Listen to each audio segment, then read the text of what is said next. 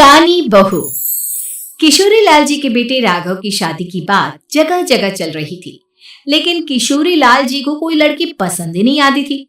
और उसकी एक ही वजह थी, किशोरी लाल जी का लालची होना। उनको लड़की वालों से मोटा दहेज चाहिए था और इसी चक्कर में एक दिन वो एक बहुत पैसे वाले के घर अपने बेटे का रिश्ता लेकर पहुंचे। उस आदमी का नाम था ओम प्रकाश। देखे किशोरी लाल जी, मेरी एक ही बेटी है और मेरी सारी संपत्ति जायदाद सब कुछ मेरी बेटी नैना का ही है। पापा, नाम से लगता है बहुत खूबसूरत होगी। कितना अच्छा नाम है ना, नैना। ओ वैसे बात तो सही है आपकी।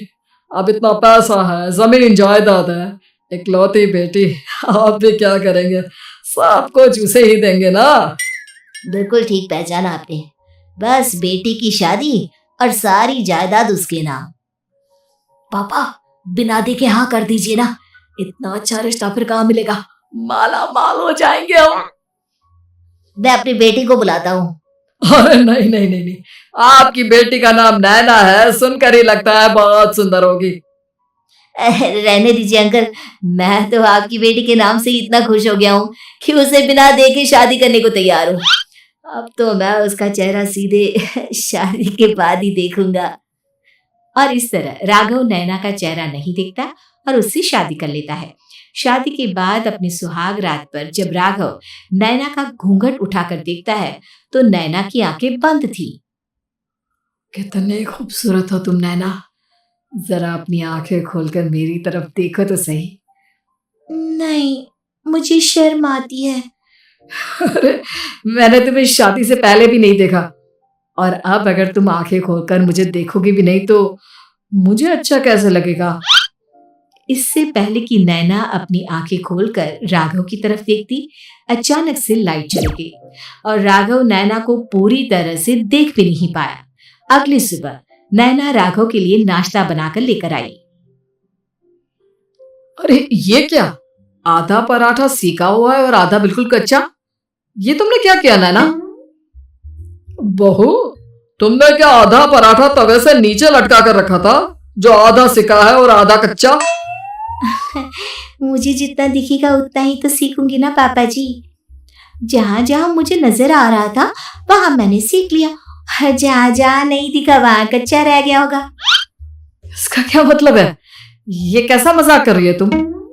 अरे बहू, तुमने इतना लंबा घूंघट क्यों लगाया हुआ है? देखो, हमारे घर में बहुओं को बेटी की तरह रखा जाता है, और फिर तुम तो इतना सारा माल लेकर आई हो। देखो, ये घूंघट डालकर रखने की कोई जरूरत नहीं है। हाँ नैना, पापा जी ठीक कह रहा है, तुम तो आराम से रहो, अपना ही घर समझो। नैना अचानक से अपना घूंघट उठा लेती है। अरे ये क्या पापा, नैना की तो एक आंख फूटी हुई है। नाम से नैना, लेकिन ये तो कानी बहू निकली। मेरे साथ धोखा हुआ है, धोखा। बिना दिखाए अपनी कानी लड़की मेरे संग ब्याह दी। मुझे कानी बीवी नहीं चाहिए। मुझे अभी ओम प्रकाश जी से बात करनी पड़ेगी। आखिर उन्होंने मेरे साथ ऐसा किया क्यों? अरे आप लोगों ने ही तो पापा से कहा था कि आप लोग शादी से पहले मुझे देखना नहीं चाहते। अब मेरे पापा पर क्यों इल्जाम लगा रहे हैं? अरे लेकिन उन्हें बताना तो चाहिए था ना कि तुम कानी हो, एक आंख से तुम्हें दिखाई नहीं देता। किशोरी लाल और राघव नाराज होकर ओम प्रकाश को अपने घर बुलाते हैं। पापा जी, ये आपने क्या किया? शादी से पहले बताया क्यों नहीं कि नैना की आंखों में परेशानी है? अरे आप ही ने तो लड़की देखने से मना कर दिया था। और लेकिन आप बता तो सकते थे। आपको तो हमारी बेटी की प्रॉपर्टी चाहिए थी, वो भी पूरी की पूरी। अब क्या हुआ अगर उसे आधा दिखाई देता है? प्रॉपर्टी तो आपको पूरी मिल गई ना। और ये क्या बात हुई? मेरी शादी प्रॉपर्टी से नहीं, आपकी बेटी से हुई है। अब ये तो पहले सोचना चाहिए था, तब तो मेरी प्रॉपर्टी देखकर तुम्हारी जुबान लप लपा रही थी। लेकिन मैं कानी लड़की को अपनी बीवी बनाकर नहीं रख सकता। पापा कुछ करिए ना आप। हाँ करता हूँ। देखिए ओम प्रकाश जी, आप हमारे साथ ऐसा नहीं कर सकते।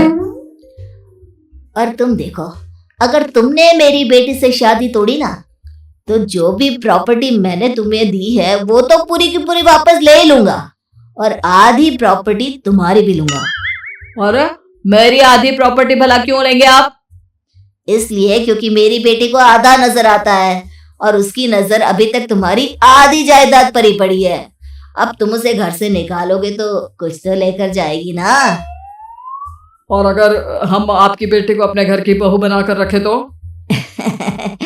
तो तुम्हारी पूरी प्रॉपर्टी तुम्हारी ही रहेगी, और जो मैंने तुम्हें दिया है ना उसमें से बस मैं आधा लेकर जाऊंगा।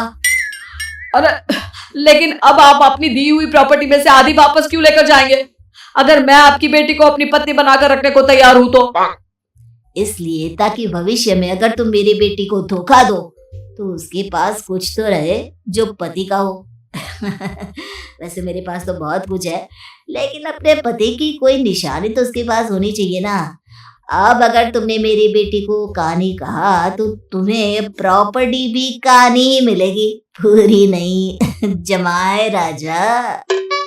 किशोरी लाल और राघव समझ चुके थे कि वो बुरी तरह फंस चुके हैं और अब उनके पास वहां से निकलने का कोई चारा नहीं है। अब समझ में आया ना, लालच बुरी बला होती है। एक तो तुम्हें प्रॉपर्टी मिली, ऊपर से बीवी मिली, उसमें तुम्हें नखरे भी दिखाने हैं। आए बड़े, चुपचाप बैठो तुम। कुछ दिनों के बाद नैना राघव की कार लेकर बाजार घूमने निकलती है और जब कार लेकर वापस आती है, ये क्या? एक तरफ से मेरी गाड़ी पूरी खराब हो चुकी है। लगता है तुमने मेरी गाड़ी को किसी दूसरी गाड़ी के साथ एक्सीडेंट किया है। अरे कितना बड़ा नुकसान कर दिया तुमने बहू। वो क्या है ना पापा जी, मुझे एक आंख से दिखाई नहीं दे रहा था, सामने से गाड़ी आ रही थी। मुझे तो सिर्फ आधा ही दिखाई दिया और वो गाड़ी मेरी कार से रगड़ती हुई निकल गई। अब मैं क्या करूं बताओ? आप इसे ठीक कराने के पैसे कौन देगा? तुम्हारे पापा। तुमने मुझसे इस तरह से बात की? अभी रुको। नैना राघव की शिकायत ओम प्रकाश को कर देती है। देखो राघव, अब जो मेरी आधी प्रॉपर्टी तुम्हारे पास थी ना, उसमें से आधी और मैं लेकर जाऊंगा, क्योंकि तुमने मेरी बेटी को डांटा। अरे नहीं पापा जी, गलती हो गई, माफ कर दो। गलती की तो कोई गुंजाइश ही नहीं। अगली बार मेरी बेटी को डांटा तो बची हुई आधी में से आधी और ले जाऊंगा।